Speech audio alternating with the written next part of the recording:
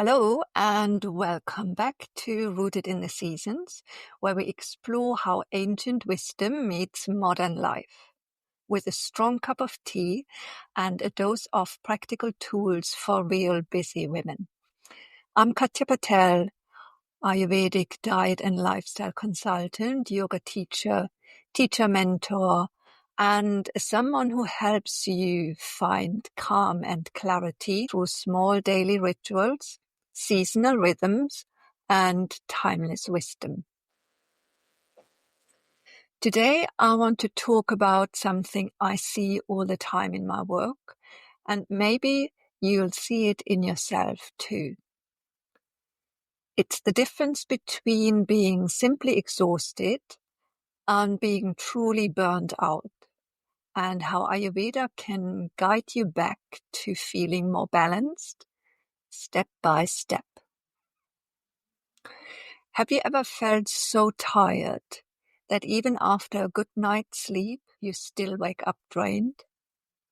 Or notice that things you once loved doing now feel like heavy chores? Maybe you have lost motivation, joy, or even the desire to connect with people you care about. We often brush these experiences aside. We tell ourselves it's just a busy week, or I'm just exhausted, or it's work stress, it will pass. But what if it's something deeper? Ayurveda teaches us there's a big difference between simply exhaustion and full-blown burnout, and knowing which one you're dealing with changes everything. Let's pause here for a moment and look what exhaustion actually means. The Oxford Dictionary defines it as a state of extreme physical or mental fatigue. It's common and usually it's a natural way asking for rest after effort, activity, or emotional intensity. Just last week, we celebrated our 25th wedding anniversary. The whole week was a flurry of garden prep, cooking, all the little details. And we happened to be right in the middle of a heat wave. On the day itself, we were up early, final cleaning, making sure everyone is comfortable. By the evening, my body was absolutely begging for a break. I just wanted for everyone to go so I could crawl into bed. The next day, I was still tired. I'd planned to catch up on work, but couldn't bring myself to start. It wasn't until late afternoon I felt my energy slowly coming back. That's exhaustion. Your body says it's spent. You rest, and bit by bit, your vitality returns. Now, burnout is quite different. Coming back to the Oxford Dictionary, it defines burnout as physical or mental collapse caused by overwork or stress.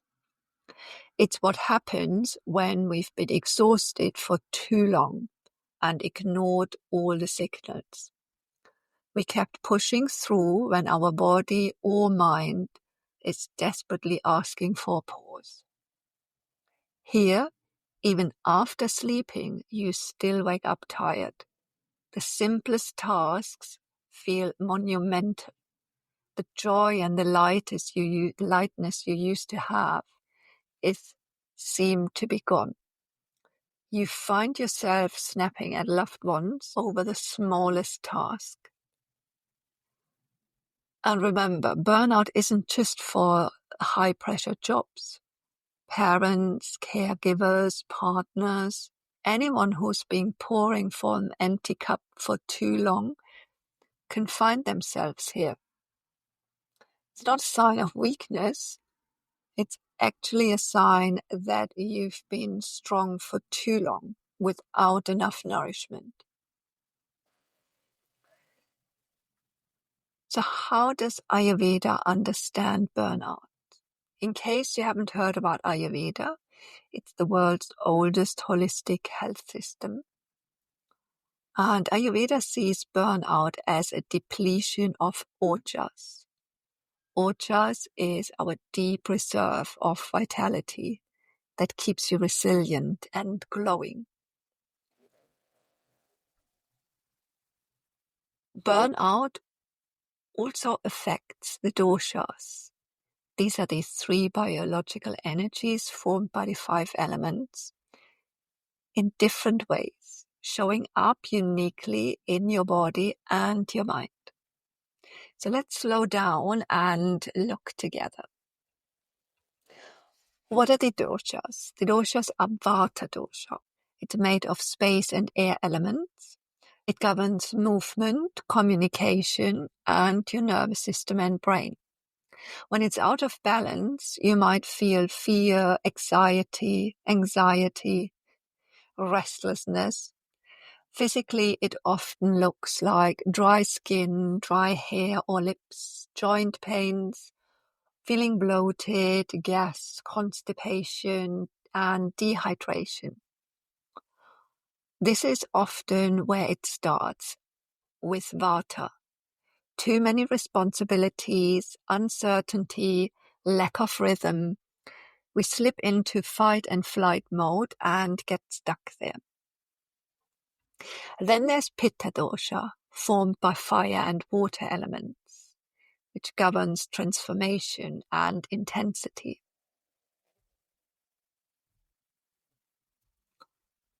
When Pitta takes over, we become short-fused, easily irritated, overly critical, or perfectionistic.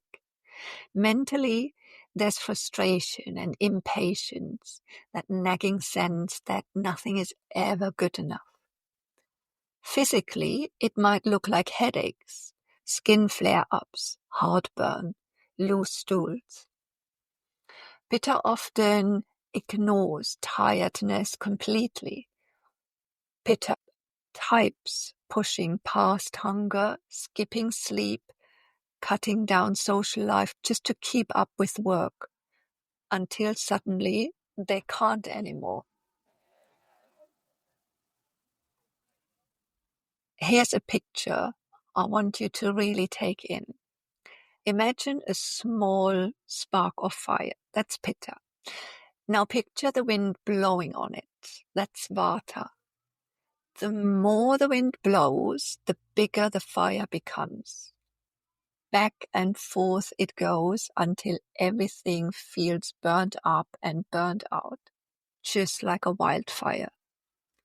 It's such a vivid image for how these two doshas can fuel each other, how overwhelm fans intensity, which then feeds more overwhelm. Finally, Kapha dosha, made of earth and water elements, often shows up late. It might look like heaviness, emotional dullness, withdrawal, a complete lack of motivation.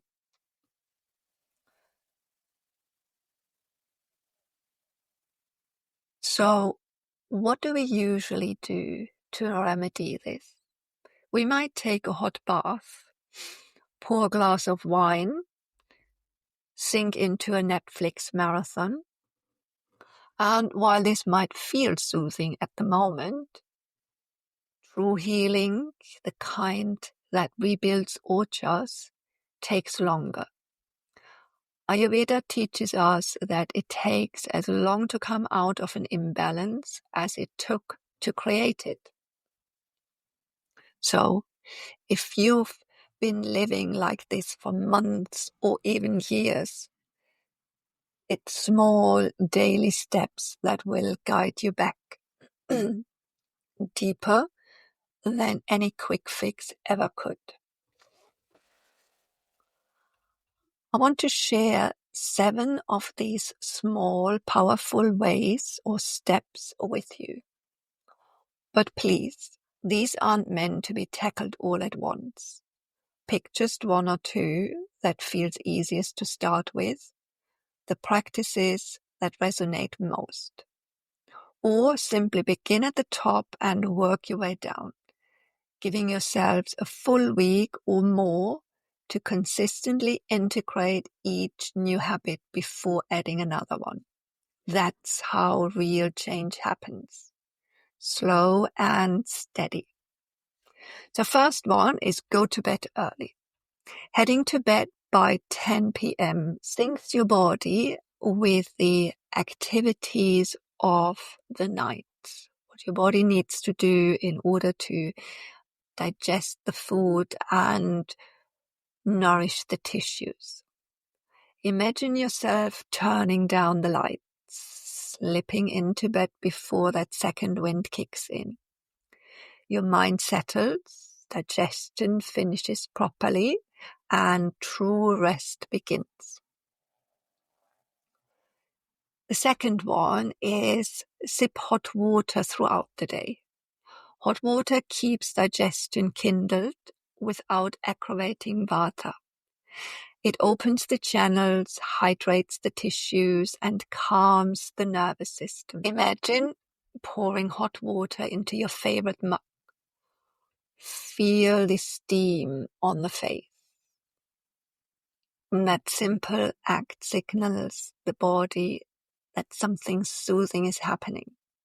It's small but powerful. Plus, it keeps those constant snack cravings at bay. And if you think hot water, really, try it. It does taste better than you think. And the secret is not using lukewarm water, but make it as hot as it is comfortable to drink. The third one is eat more sattvic foods. Ayurveda groups food by how it affects the mind. Sattvic food, which is steamed vegetables, seasonal vegetables, warm grains, ghee, soaked almonds, sweet fruits. They keep your mind calm, steady, and clear. Rajasic food, which is spicy and sour, stirs restlessness and cravings. And tamasic food, stale, processed, heavy, it dulls the mental clarity and can deepen inertia. Sattvic foods nourish all your tissues and slowly rebuild ojas, your core vitality. If you like, you can try simple khichdi or mung dal. Both are gentle on the digestion, easy to digest, and deeply nourishing. The fourth one is build a steady daily routine, especially for vata.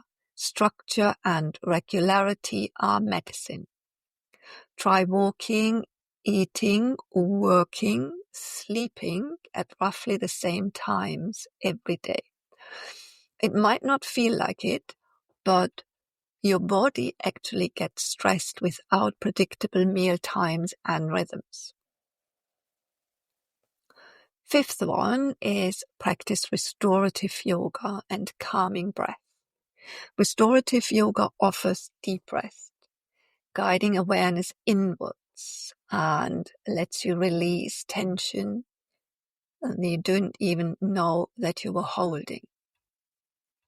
Try simple 3-part breathing or deep belly breath with longer exhalation than inhalation, just like the Yoga Sutras, Chapter 1, Sutra 34 describe. It soothes your mind and shifts you out of fight and flight. I put a link to both restorative yoga and the 3-part breath for videos in the show notes.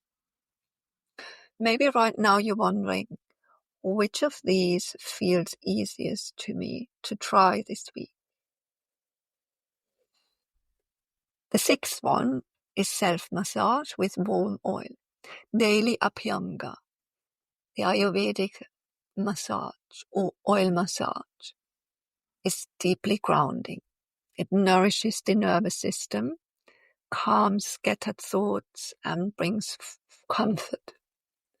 Use warm sesame oil for vata, coconut for pitta in the summer, sesame oil for all during the cooler months. And finally, free writing or journal. Free writing empties your mind. Let your thoughts pour out uncensored onto the page. Journaling then helps to process what's there, see patterns, make space. If you're more pitta type, try making small to-do lists for tomorrow. But also sketch rest and try jotting down a few things you've already done today. No matter how small, you can do this right now. Because this simply shifts, moves you from what's missing to what's complete, easing that constant sense of falling behind.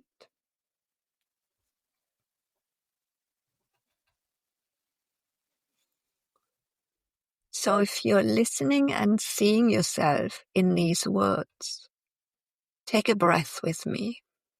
You're not broken. Your body and your mind are simply asking for a different approach. Burnout is your body and your mind's way of saying slow down, replenish. It's time to tend to me. And if you only pick one of these steps this month or this week, that's perfect. It's not about doing it all. It's about starting somewhere and building up from it. Thank you for sharing this moment with me. I hope you walk away with at least one small idea to help your body and mind feel truly cared for again. And if you know someone, friend, family, colleague who might benefit from listening to this, please feel free and share. If you'd love more support, this is exactly what we explore inside my Stress Less and Live More course, where I help you build a daily rhythm and a toolkit to restore calm, energy, and joy. Thank you, and until next time, be kind to yourself.